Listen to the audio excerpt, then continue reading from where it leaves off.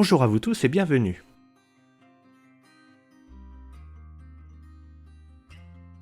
Aujourd'hui, je vous emmène à la découverte du village de Trumilly.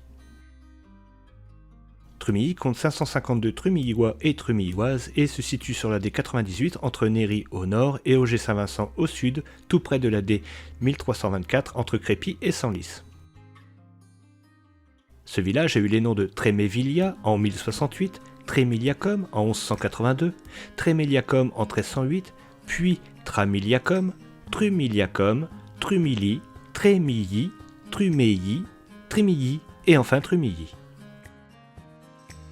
Le village était autrefois sur le tracé de la voie flandreuse qui reliait les Flandres à Lyon en passant par Meaux et Sens. Trumilly compte 3 hameaux. Drucy, très proche de Trumilly au nord-est, et à l'ouest, le Plessis-Cornefroy et le hameau de Borin.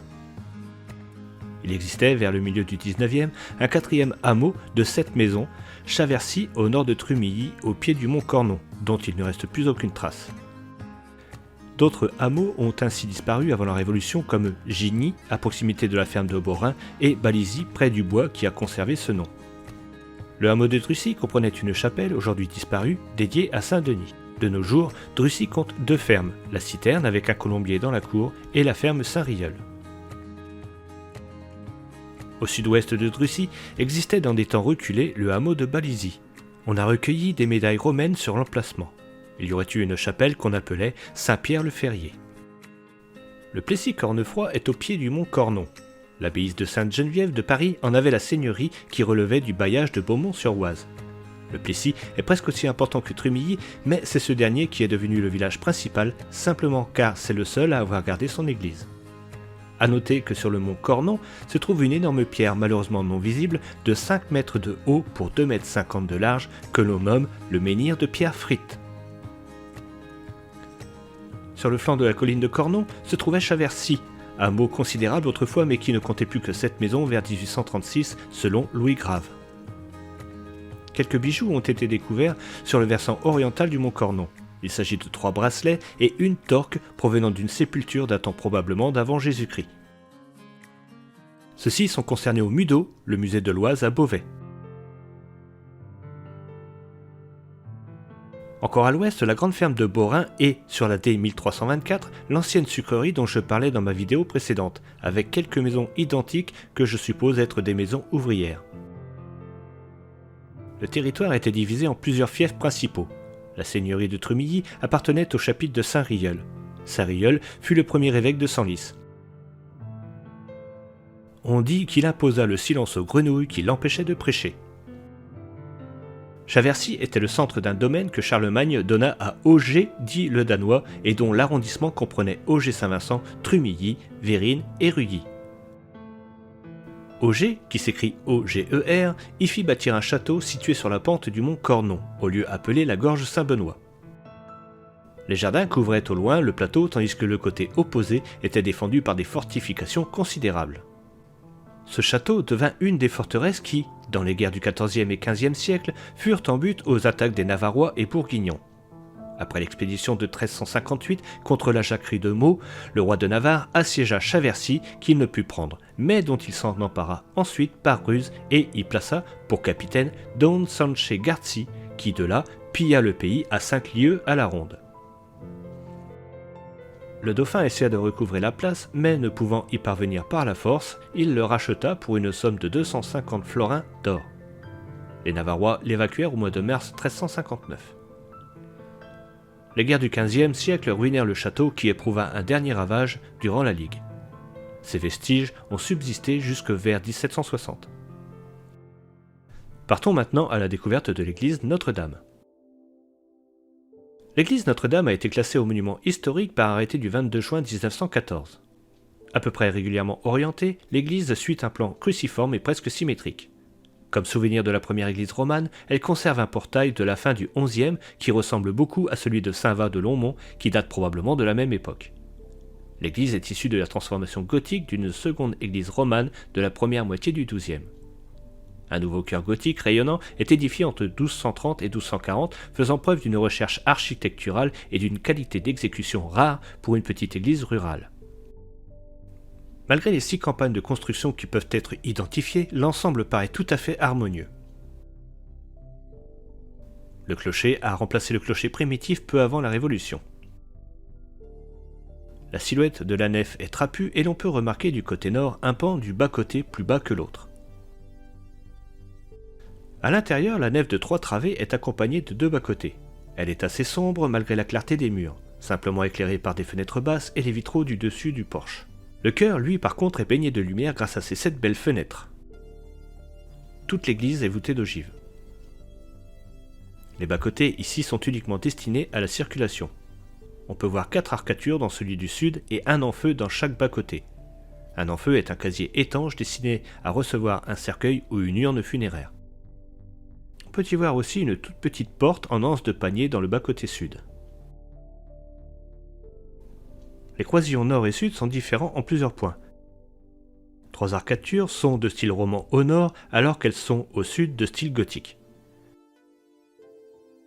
Et la fenêtre au nord est plus imposante que celle du sud.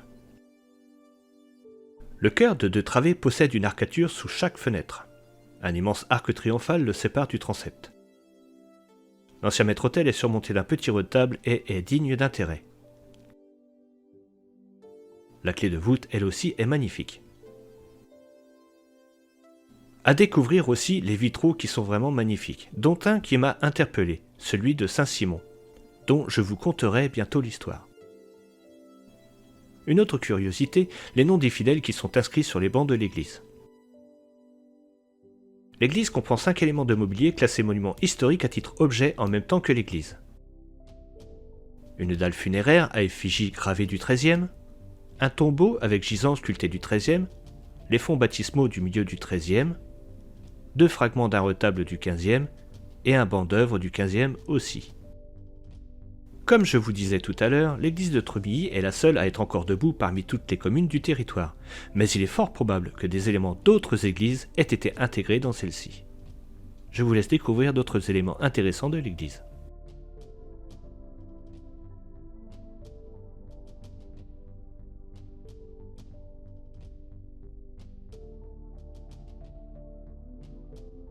Retournons dans le village. Le monument aux morts se trouve dans le cimetière. En face de ce dernier, il y a un calvaire avec un ange, chose assez rare car en général c'est un Christ. Pourquoi un ange? La question reste posée. On peut voir un autre calvaire sur la D98 à l'entrée sud de Tremilly. On peut aussi découvrir la belle grande croix de cimetière devant l'église, ainsi que la croix du Plessis-Cornefroy sur la place Sainte-Geneviève. Un très beau colombier est visible au foyer de vie Saint-Rieul. Ce foyer accueille des jeunes adultes en situation de handicap. Ce centre a été financé par Lino Ventura pour sa fille dans une association qui s'appelle Perce-Neige.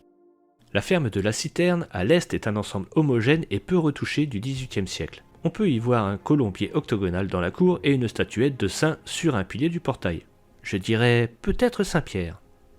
Tremilly compte 5 fermes, une à Borin, une au Plessis-Cornefroy, une à Tremilly même et 2 à Drucy, dont une qui accueille la brasserie Saint-Rieul. 2 brasseries en 2 villages, et oui, sur le plateau du Valois, on aime la bière. Un regroupement pédagogique intercommunal entre Tremilly, Fresnoy-le-Luat, Auger-Saint-Vincent et, je viens de l'apprendre, Roquemont, a permis à chaque village, sauf Roquemont, de conserver 2 classes. 2 classes de maternelle à Fresnoy-le-Luat, CP et CE1 à Tremilly et CE2 et CM1 à Auger-Saint-Vincent. Le village possède une salle communale pour les événements. Depuis le 16 janvier 2021, à l'initiative de la municipalité, un distributeur à pain a été installé devant la mairie. Au Plessis-Cornefroy, la grange est un nouveau lieu culturel pour accueillir les habitants à des spectacles de théâtre, de concerts, de conférences et de débats.